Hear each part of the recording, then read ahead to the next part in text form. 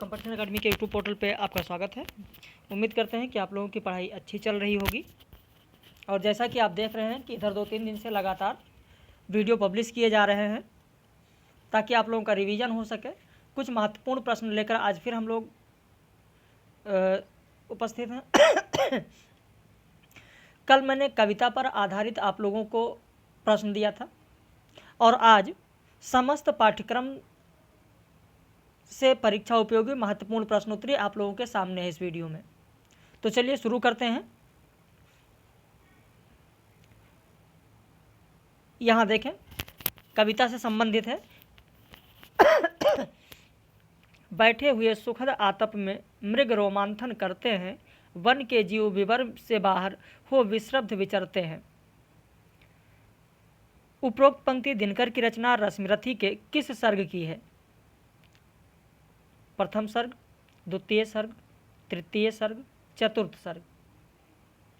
अब यहाँ पर कुछ लोग कहेंगे कि सर मेरे पाठ्यक्रम में रश्मिरथी नहीं है। ध्यान दें, यूपीएचईएससी के पाठ्यक्रम में नहीं है, लेकिन यूजीसी नेट के पाठ्यक्रम में है। और आप लोग जानते हैं दोनों का कंबाइंड बैच एक साथ चल रहा है। तो यहाँ पर आपका उत्तर हो जाएगा बी, द्वितीय सर्ग। यह पंक्ति रश्मिरथी के दूसरे सर्ग की है। रश्मिरथी पर आधारित यहाँ पर 5 प्रश्न हैं। मैं उनका आदर्श कहीं जो व्यथा न खोल सकेंगे, पूछेगा जग किंतु पिता का नाम न बोल सकेंगे। रश्मिरथी के किस सर्ग की यह पंक्ति है? पहले सर्ग, दूसरे सर्ग, तीसरे सर्ग या चौथे सर्ग की? उत्तर हो जाएगा डी, चौथे सर्ग की। मुझे लगता है कि 7वां सर्ग रश्मिरथी का आप लोगों ने पढ़ लिया होगा, जो हमारे असिस्टेंट जो हमारे यूजीसी नेट के कैंडिडेट हैं। पहले सर्ग में आप जब पढ़ेंगे तो कर्ण का शौर्य प्रदर्शन पर आधारित आप देखेंगे सारी पंक्तियां मिलेंगी। दूसरा सर्ग जब आप पढ़ेंगे तो देखेंगे आश्रमवास का वर्णन है, जिसमें परशुराम के आश्रम वर्णन से प्रारंभ होता है दूसरा सर्ग। तीसरे सर्ग में आप देखेंगे कृष्ण का संदेश है। चौथे सर्ग में आप देखेंगे कि कर्ण के महादान की कथा है। 5वें सर्ग में कुंती की विनती है। 6ठे सर्ग में शक्ति परीक्षण है और 7वें सर्ग में कर्ण के बलिदान की कथा है। श्री कृष्ण और युधिष्ठिर के वार्तालाप से यह रचना समाप्त होती है। तो उसी पर आधारित 5 प्रश्न हैं। लोग दिव्य सत सत प्रणाम निष्ठा के बतलाते हैं, शिविद अधीक्ष प्रहलाद कोटि में आप गिने जाते हैं। उपरोक्त पंक्ति रश्मिरथी में विप्र ने किसके लिए कहा है? तो कौन दानी था? सबसे बड़ा दानी कौन था? कर्ण था। किसके बारे में कहा गया है? कर्ण के बारे में विप्र ने कहा है, कर्ण से कहा है। अगला प्रश्न, और पार्थ यदि बिना लड़े ही जय के लिए विकल है, तो कहता हूँ इस जय का भी एक उपाय सरल है। कहिए उसे कि मेरी एक मूर्ति बनाए और काट कर उसे जगत में कर्ण जयी कहलाए। उपरोक्त खाली स्थान पर कौन सा शब्द होगा? यहाँ पर जो खाली स्थान है, यहाँ पर कौन सा शब्द होगा? इस तरीके का प्रश्न देखिए, बहुत ही आसान प्रश्न है। मैंने आप लोगों को बार बार ये चीज़ कहा है कि जो आपके पाठ्यक्रम में कविताएं लगी हैं, उनकी पंक्तियां अगर आपको ध्यान है, पंक्तियां आपने पढ़ा है, तो बहुत आसानी से इन प्रश्नों के उत्तर आप दे सकते हैं। मोम की कहा गया है, कहिए उसे मोम की मेरी एक मूर्ति बनाए। रेत की मूर्ति नहीं, मिट्टी की मूर्ति नहीं, काष्ठ की मूर्ति नहीं, बल्कि मोम की मूर्ति। तो उत्तर हो जाएगा आपका 4 का डी। अगला प्रश्न, रश्मिरथी में विप्र ने कर्ण से दान में क्या मांगा था? तरकस, कवच, कुंडल। 1 2 2 3 1 3 1 2 3। अब आप कहेंगे सर ये तो व्याख्या जिसने नहीं पढ़ा है नहीं कर पाएगा। गलत है, ऐसा नहीं है। अगर पंक्तियां आप पढ़ेंगे, सीधे सीधे पंक्तियों में आपको मिलेगा कवच और कुंडल, यानी उत्तर होगा आपका बी, 2 और 3। अगला प्रश्न, अंधेरे में कविता को किसने संघर्ष पुरुष की स्वप्न कथा कहा है? प्रश्न संख्या 6 का उत्तर हो जाएगा आपका सी, विश्वनाथ त्रिपाठी। अंधेरे में कविता को किसने अंधेरे में अस्मिता और आत्मनिर्वासन के प्रश्न कहा है? प्रश्न संख्या 7, उत्तर हो जाएगा ए, चंचल चौहान। जितने भी हमारे पेड मेंबर्स हैं या टेस्ट सीरीज के मेंबर्स हैं वो ध्यान दें, मैंने व्हाट्सएप, जिस व्हाट्सएप से आप जुड़े हैं उस व्हाट्सएप के स्टेटस पर आप देखिए, मैंने ये सारी चीज़ लगा दिया है स्टेटस पे ताकि आप पढ़ सकें। स्टेटस पर भी चीज़ें लगाई जाती हैं जिससे आप पढ़ सकें, देख सकें। अंधेरे में कविता को नामवर सिंह ने क्या कहा है? रामस्वरूप चतुर्वेदी ने क्या कहा है? बच्चन सिंह ने क्या कहा है? विश्वनाथ त्रिपाठी ने क्या कहा है? या चंचल चौहान ने क्या कहा है? धनंजय वर्मा ने क्या कहा है? नंद किशोर नवल ने क्या कहा है? सुरेंद्र प्रताप ने क्या कहा है? ये सारा स्टेटस पर लगा हुआ है। हमारा मकसद होता है सिर्फ और सिर्फ आप तक अच्छा ज्ञान पहुंचाना, अच्छी जानकारी आप तक पहुंचाना, वो जिस भी माध्यम से आप तक पहुंचे। तो स्टेटस भी आप लोग जरूर देखते रहें। तो प्रश्न संख्या 6 का उत्तर हो जाएगा सी, विश्वनाथ त्रिपाठी। प्रश्न संख्या 7 का उत्तर हो जाएगा ए, चंचल चौहान। प्रश्न संख्या 8, अंधेरे में कविता को किसने अंधेरे में कलात्मक उपलब्धि कहा है? उत्तर हो जाएगा सी, हुकुमचंद राजपाल। प्रश्न संख्या 9 देखें, अज्ञे के काव्य संग्रह आंगन के पारद्वार की पहली कविता कौन सी है? उत्तर हो जाएगा 9 का ए, सरस्वती पुल। ये भी स्टेटस पर लगा हुआ है, आप खुद देख लीजिएगा कि अज्ञे के काव्य संग्रह आंगन के पारद्वार का जो क्रम है, अनुक्रम जो दिया गया है, उस अनुक्रम को मैंने लगा दिया। वहाँ पर आप देखें अंतःसलिला 3 भाग हैं, अंतःसलिला, चक्रांत शिला और असाध्य वीणा। अंतिम कविता है असाध्य वीणा। और अंतःसलिला के अंदर जो 18 कविताएं हैं, उन 18 कविताओं में सबसे पहली कविता है सरस्वती पुत्र। ऐसे चक्रांत शिला में 27 कविताएं हैं और फिर एक असाध्य वीणा है। तो 3 खंड है आंगन के पारद्वार में। अगला प्रश्न, अतीत के चलचित्र जिसमें कुल 12 रेखा चित्र हैं, इसमें अंतिम रेखा चित्र कौन सा है? उत्तर होगा डी, लक्ष्मा। ये भी स्टेटस पर लगा हुआ है। अतीत के चलचित्र भी लगा है, मेरा परिवार भी लगा है, पथ के साथी भी लगा है। तो जो प्रश्न आप यहाँ देख रहे हैं आपको स्टेटस पर भी विस्तृत में ये सारी चीज़ें मिल जाएंगी। मेरा परिवार का पहला रेखा चित्र कौन सा है? उत्तर हो जाएगा ए, नीलकंठ। पथ के साथी में अंतिम संस्मरण किसका है? आपका उत्तर हो जाएगा बी, सियाराम शरण गुप्त। तो ये महादेवी वर्मा की जो 3 रचनाएं, तीनों रचनाओं का मैंने स्टेटस पे लगा दिया है, वहाँ जरूर देख लीजिएगा आप लोग। निम्न में से कौन सा कहानी संग्रह अज्ञेय का नहीं है? उत्तर हो जाएगा बी, दिवाली अज्ञेय का नहीं है, अशोक भटनागर का है। लिखना चाहें तो आप लिख लें, अशोक भटनागर का है। श्याम सुंदर दास की रचनाएं कौन सी हैं? रूपक रहस्य, भाषा रहस्य, साहित्य लेख। उत्तर हो जाएगा डी, 1, 2, 3। अगला प्रश्न, केलाग ने तुलसी की भाषा को क्या कहा है? आपका उत्तर हो जाएगा ए, पुरानी वैश्वाड़ी। बहुत ज़्यादा समय नहीं ले रहे हैं क्योंकि इस समय यूपीएचईएससी की परीक्षा जो लोग दे रहे हैं, जो हमारे कैंडिडेट हैं, समय बहुत कम है, समय का अभाव है। भारतेंदु की रचना कौन सी नहीं है? प्रेम मालिका, प्रेम सरोवर, प्रेम फुलवारी, प्रेम पुष्पावली। आपका उत्तर हो जाएगा डी, प्रेम पुष्पावली प्रताप नारायण मिश्र का है। अगर आपको नहीं पता है तो लिख लें, प्रेम पुष्पावली प्रताप नारायण मिश्र का है। आर्य परिवार की भाषाओं का वर्गीकरण ध्वनि के आधार पर करने की चेष्टा सबसे पहले किस विद्वान ने सुझाया था? उत्तर हो जाएगा ए, अशकोली। लिख लें, अशकोली। अगला प्रश्न, साहित्य में प्रयुक्त भाषा के आधार पर नामवर सिंह ने अपभ्रंश के कितने भेद बताए हैं? तो नामवर सिंह ने साहित्य में प्रयुक्त भाषा के आधार पर 2 भेद बताए हैं, पूर्वी और पश्चिमी। अगला प्रश्न, किस भाषा की लिपि देवनागरी है? हिंदी, संस्कृत, गुजराती, मराठी, नेपाली। आपका उत्तर होगा डी, उपरोक्त सभी। संसार भर की नीति और शिक्षा का अर्थ मैंने यही समझा है कि आत्मसम्मान के लिए मर मिटना ही दिव्य जीवन है। उपरोक्त कथन जयशंकर प्रसाद के किस नाटक का है? विकल्प है अजातशत्रु, चंद्रगुप्त, स्कंदगुप्त, ध्रुव स्वामिनी। उत्तर हो जाएगा बी, चंद्रगुप्त में चाणक्य का कथन है। यह कथन किसका है आप लिख लें। चाणक्य का कथन है, मनुष्य साधारण धर्म पशु है, विचारशील होने से मनुष्य होता है और निस्वार्थ कर्म करने से वही देवता भी हो सकता है। उपरोक्त कथन किस नाटक का है? यहां पर भी आपका उत्तर हो जाएगा बी, चंद्रगुप्त नाटक का है। किसका कथन है? तो यह आपको बता दें, सिंहरण का कथन है।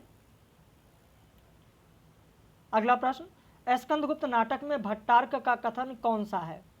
कविता करना अनंत पुण्य का फल है, परिवर्तन ही सृष्टि है, जीवन है, स्थिर होना मृत्यु है, निश्चेष्ट शांति मरण है, अपने कुकर्मों का फल चखने में कड़वा परंतु परिणाम में मधुर होता है, राष्ट्र और समाज मनुष्य के द्वारा बनते हैं उन्हीं के सुख के लिए। इनमें से भट्टार्क का कथन कौन सा है? तो स्कंदगुप्त नाटक में भट्टार्क का कथन होगा सी, अपने कुकर्मों का फल चखने में कड़वा परंतु परिणाम में मधुर होता है। लेकिन अब आपके सामने यह भी प्रश्न उठता है कि बाकी जो विकल्प दिए गए हैं, विकल्पों में जो कथन है वह किसका है? कविता करना अनंत पुण्य का फल है, आप लिख लें अगर कॉपी पेन आपके पास है, यह याद है तो बहुत अच्छी बात है। मातृगुप्त, यह कथन मातृगुप्त का है। परिवर्तन ही सृष्टि है, जीवन है, स्थिर होना मृत्यु है, यह कथन धातुसेन का है। धातुसेन का है। डी विकल्प में राष्ट्र और समाज मनुष्य के द्वारा बनते हैं, श्रमण का कथन है। श्रमण लिख लिया आपने। अगला प्रश्न, भारतेंदु की अंधेर नगरी परंपरा का नाटक कौन सा है? तो राजेश जैन का नाटक है विषवंश। भारतेंदु की कौन सी रचना हास्य व्यंग नहीं है? कंकड़ स्त्रोत, अंग्रेजी स्त्रोत, स्वर्ण में विचार सभा, उदयपुर्योदय। उत्तर हो जाएगा डी, उदयपुर्योदय इतिहास संबंधी है, हास्य व्यंग नहीं है। अगला प्रश्न, छठा तंत्र उपन्यास के उपन्यासकार कौन है? उत्तर हो जाएगा सी, बदी-उज-जमा। छठा तंत्र बदी-उज-जमा का है। अभी ठहरो अंधी सदी उपन्यास किसका है? उत्तर हो जाएगा आपका बी, नीरजा माधव। लिख लें, अभी ठहरो अंधी सदी उपन्यास नीरजा माधव का है। माटी की सौगंध उपन्यास प्रेम कपाड़िया का है। तो शमशान का रहस्य उपन्यास किसका है? अब देखिए यहाँ पर एक प्रश्न आपके लिए और बन गया, एक जानकारी आप तक और पहुँच गई। माटी की सौगंध उपन्यास किसका है? प्रेम कपाड़िया का है। भले ही इस प्रश्न का उत्तर आपको आता हो ना आता हो, लेकिन एक तथ्य आपका तैयार हो गया कि माटी की सौगंध उपन्यास प्रेम कपाड़िया का है। शमशान का रहस्य उपन्यास किसका है? आपका उत्तर हो जाएगा सी, जयप्रकाश करदम का है, शमशान का रहस्य। अगला प्रश्न, एक आदर्शवादी संस्कार संपन्न दंपति के जीवन संघर्षों को चित्रित करने वाला उपन्यास कौन सा है? उत्तर हो जाएगा आपका यह पथ बंधु था। अगला प्रश्न, अगर निरंतर व्यवस्थाओं का संस्कार और परिमार्जन नहीं होता रहेगा तो एक दिन व्यवस्थाएं तो टूटेंगी ही, अपने साथ धर्म को भी तोड़ देंगी। उपरोक्त कथन किस उपन्यास का है? यूपीएचईएससी के पाठ्यक्रम में लगे हुए ये उपन्यास जो विकल्प में देख रहे हैं आप, उन्हीं पर यह कथन है। उत्तर हो जाएगा आपका डी, पुनर्नवा। ध्यान रखना, यह बहुत ही महत्वपूर्ण प्रश्न है यूपीएचईएससी वालों के लिए, हायर के लिए जितने भी लोग लगे हैं वो ध्यान दें, बहुत ही महत्वपूर्ण प्रश्न है। भगवान ने शरीर तो इसे लड़की का दिया, पर आत्मा जैसे पक्षी की, तभी यह सारा वक्त फुदकती चहकती फिरती है, एक मिनट के लिए भी चैन से नहीं बैठ सकती। बसंती उपन्यास में यह कथन किसका है? बसंती की माँ कहती हैं, या श्यामा बुआ कहती हैं, या श्यामा की सहेली कहती हैं, या बसंती की बड़ी बहन कहती हैं? उत्तर हो जाएगा आपका बी, श्यामा बुआ कहती हैं कि भगवान ने शरीर तो इसे लड़की का दिया है, पर आत्मा जैसे पक्षी की, तभी यह सारा वक्त फुदकती चहकती फिरती है, एक मिनट के लिए भी चैन से नहीं बैठ सकती। बसंती उपन्यास में दीनू बसंती के साथ विवाह किस आराध्य को साक्षी मानकर करता है? भगवान शिव, भगवान राम, भगवान कृष्ण, भगवान विष्णु? तो दीनू के कमरे में उसके दोस्त की एक जंतरी रखी होती है और जंतरी के ऊपर मुख्य पृष्ठ पर भगवान कृष्ण का फोटो लगा होता है और उन्हीं को साक्षी मानकर बसंती के साथ विवाह करता है। 31 का उत्तर हो जाएगा सी, भगवान कृष्ण। नहीं गौरा सरस्वती का नाम है, वही उजली होती हैं और उजले कपड़े पहनती हैं। तुम तो हिडिंबा हो, हिडिंबा। नदी के द्वीप उपन्यास में उपरोक्त कथन किसका है? भुवन, रमेश चंद्र, चंद्रमाधव, हेमचंद्र। उत्तर हो जाएगा ए, भुवन और गौरा के बीच जो संवाद होता है उसमें भुवन कहता है। तो नदी के द्वीप में यह कथन किसका है? भुवन का है। यह भी आपके लिए परीक्षा की दृष्टि से बहुत ही महत्वपूर्ण है, ध्यान रखिएगा। नदी के द्वीप उपन्यास में चंद्रमाधव के अनुसार गौरा की आयु लगभग कितनी है? 20 वर्ष, 24 वर्ष, 27 वर्ष, 32 वर्ष। उत्तर हो जाएगा सी, 27 वर्ष। जहां पर चंद्रमाधव भुवन से कहता है गौरा के बारे में, जब भुवन चंद्रमाधव जो भुवन से कहता है रेखा के बारे में, सॉरी यहां पर गौरा नहीं है, सही कर लीजिएगा, यहां पर रेखा होगा। गौरा तो भुवन के बचपन की दोस्त है, रेखा होगा यहां पर, सही कर लीजिएगा। तो नदी के द्वीप में चंद्रमाधव के अनुसार रेखा की आयु कितनी है? तो रेखा के बारे में जब भुवन को चंद्रमाधव बताता है तो वो कहता है कि रेखा की आयु यही लगभग 27 वर्ष की होगी। वो विवाहित है, विवाह 8 वर्ष पहले हुआ था, पर विवाह के 1-2 वर्ष बाद ही पति पत्नी अलग हो गए थे। तो यहां पर उत्तर होगा आपका सी, 27 वर्ष। यहां पर गौरा नहीं बल्कि रेखा होगा, ध्यान रखिएगा। अगला प्रश्न, भूले बिसरे चित्र में साम्यवादी विचारधारा का कौन है? रमानाथ, दयानाथ, उमानाथ, प्रभानाथ। प्रश्न संख्या 34, आपका उत्तर हो जाएगा सी, उमानाथ। क्योंकि रमानाथ के 3 बेटे हैं, दयानाथ, उमानाथ और प्रभानाथ, जिसमें से जो दयानाथ है, रमानाथ का जो पहला बेटा है दयानाथ गांधीवादी विचारधारा का है, वही उमानाथ दूसरा साम्यवादी विचारधारा का है, और जो प्रभानाथ है वो क्रांतिकारी विचारधारा का है। तो इस तरीके से रामानाथ के 3 पुत्र दयानाथ, उमानाथ और प्रभानाथ। दयानाथ गांधीवादी, उमानाथ साम्यवादी, प्रभानाथ क्रांतिकारी।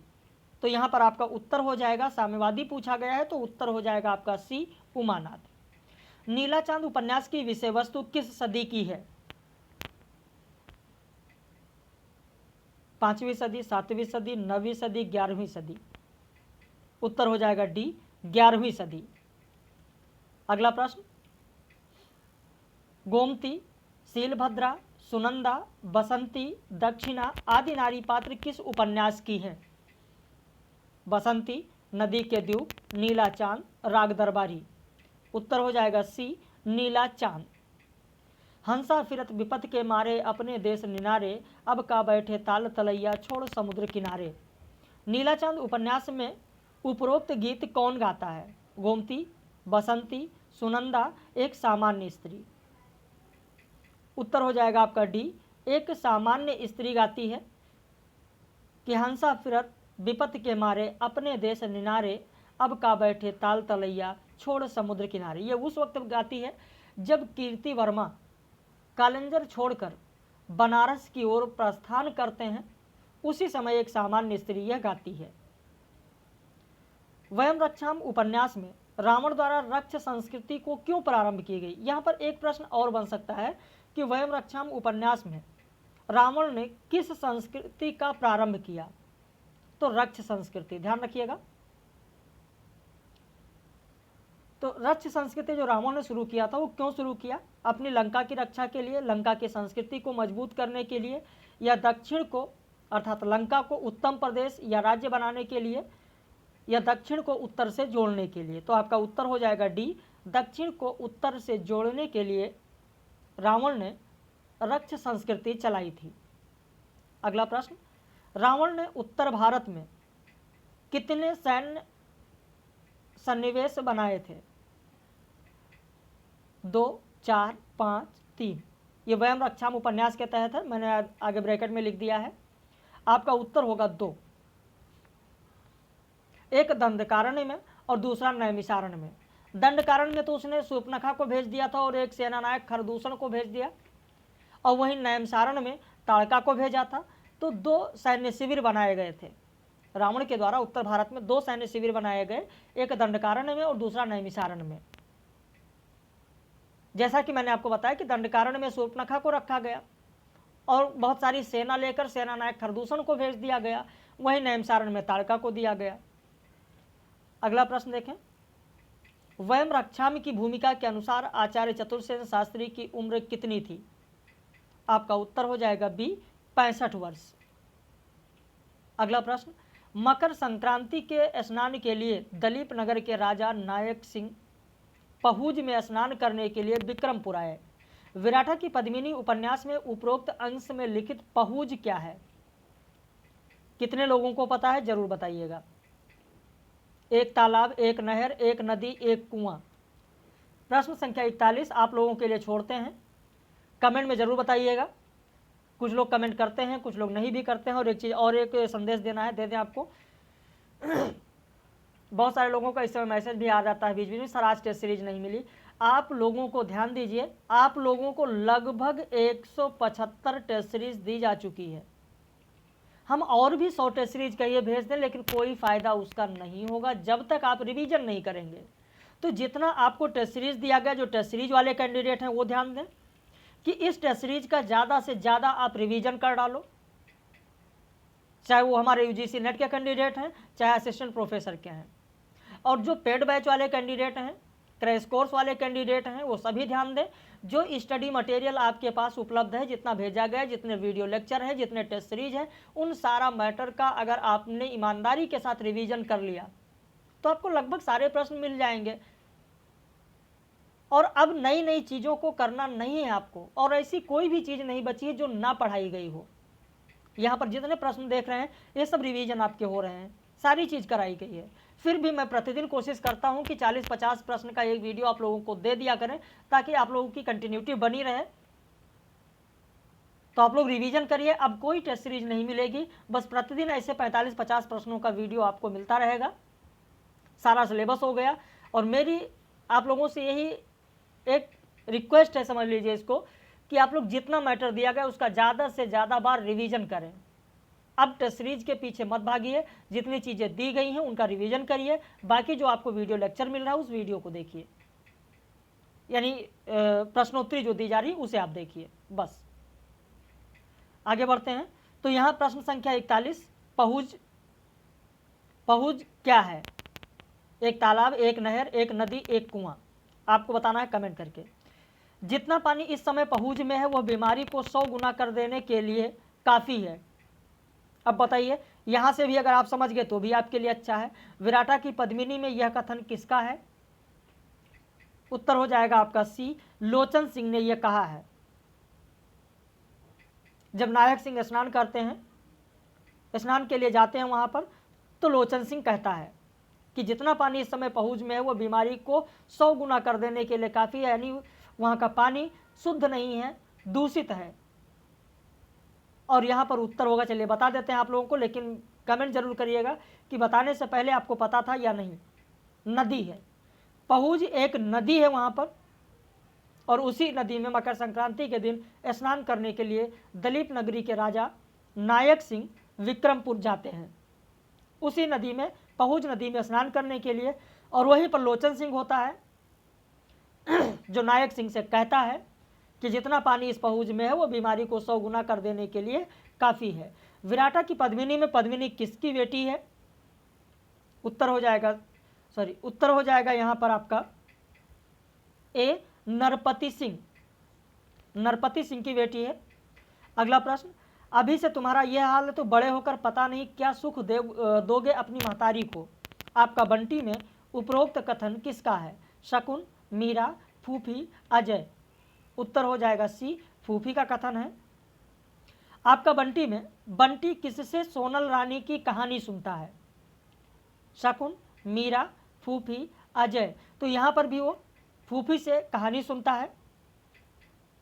और बहुत सारे लोगों का इस समय लगातार मैसेज आ रहा है, लगातार फ़ोन आ रहा है। ध्यान दें, हमारा जो नया बैच है, नया पेड बैच जो 6 महीने चलता है या परीक्षा तक चलेगा, वो हमारा जो पहला बैच शुरू होगा यूपीएचईएससी की परीक्षा के बाद 15 नवंबर को पहला बैच शुरू होगा और यूजीसी नेट की परीक्षा के बाद 10 दिसंबर से हमारा दूसरा बैच शुरू होगा।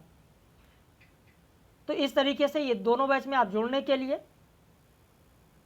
आपको क्या क्या मैटर मिलेगा, ये सारी चीज़ आप इस दिए गए नंबर पर फ़ोन करके, व्हाट्सएप करके फीस और सारी जानकारी आप ले सकते हैं। बाकी आप जिस परीक्षा की तैयारी कर रहे हैं, चाहे वो यूपीएचईएससी की कर रहे हो, चाहे यूजीसी नेट के लिए कर रहे हो, आप पूरी तत्परता, पूरी लगन के साथ अपने लक्ष्य की ओर आप अग्रसर रहें। अपने लक्ष्य को ध्यान में रखते हुए आप पढ़ाई करते चलें। नई चीज़ें बिल्कुल भी ना पढ़ें, रिवीजन जरूर करते चलें और जितना ज़्यादा हो सके उतना अधिक से अधिक प्रैक्टिस सेट आप ज़रूर हल कर डालें। जो अभी तक आपने हल किया है उसका रिवीजन कर डालें, आप अपने लक्ष्य तक जरूर पहुँचें। ये मेरा आशीर्वाद है आप लोगों को। बाकी हम लोग फिर मिलेंगे कल इसी समय। धन्यवाद।